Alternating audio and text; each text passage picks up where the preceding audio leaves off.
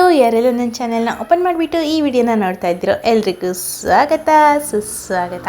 ಇವತ್ತಿನ ವಿಡಿಯೋದಲ್ಲಿ ನಾನು ಕಿತ್ತಳೆಹಣ್ಣು ಹಾಗೆ ಬಾಳೆಹಣ್ಣು ಹಾಕಿಬಿಟ್ಟು ಒಂದೊಳ್ಳೆ ಮಿಲ್ಕ್ ಶೇಕ್ ಮಾಡೋದನ್ನು ತೋರಿಸ್ಕೊಡ್ತಾ ಇದ್ದೀನಿ. ಬನ್ನಿ ವಿಡಿಯೋ ಶುರು ಮಾಡೋಣ. ವಿಡಿಯೋ ಶುರು ಮಾಡೋಕ್ಕೆ ಮುಂಚೆ ನನ್ನ ಚಾನಲ್ಗೆ ಹೊಸಬರಾದರೆ ಸಬ್ಸ್ಕ್ರೈಬ್ ಆಗಿ ಪಕ್ಕದಲ್ಲಿರೋಂಥ ಬೆಲ್ಲೈಕನ್ನ ಕ್ಲಿಕ್ ಮಾಡ್ಕೊಳ್ಳಿ. ವಿಡಿಯೋ ಇಷ್ಟ ಆದರೆ ಲೈಕ್, ಶೇರ್, ಕಮೆಂಟ್ ಮಾಡೋದನ್ನು ಮರಿಬೇಡಿ. ಒಂದು ಮಿಕ್ಸರ್ ಜಾರ್ನ ತೊಗೊಂಡ್ಬಿಟ್ಟು 15 ದ್ರಾಕ್ಷಿ ಹಣ್ಣು ಹಾಗೆಯೇ 4 ಸ್ಪೂನ್ ಆಗೋಷ್ಟು ಸಕ್ಕರೆ, 3 ಸಣ್ಣ ಸಣ್ಣ ಕಿತ್ತಳೆ ಹಣ್ಣು ಅದನ್ನು ಬೀಜ ತೆಗೆದಿಟ್ಕೊಂಡಿದ್ದೆ, ಅದನ್ನು ಹಾಕೊಳ್ತಾ ಇದ್ದೀನಿ. ಜೊತೆಗೆ 3 ಬಾಳೆಹಣ್ಣು ಸಣ್ಣದಾಗಿ ಹೆಚ್ಚಿಟ್ಕೊಂಡಿದ್ದೆ, ಅದನ್ನು ಹಾಕ್ಕೊಂಡು 1 ಕಪ್ ಆಗೋಷ್ಟು ಹಾಲನ್ನು ಸೇರಿಸ್ಕೊಳ್ತಾ ಇದ್ದೀನಿ.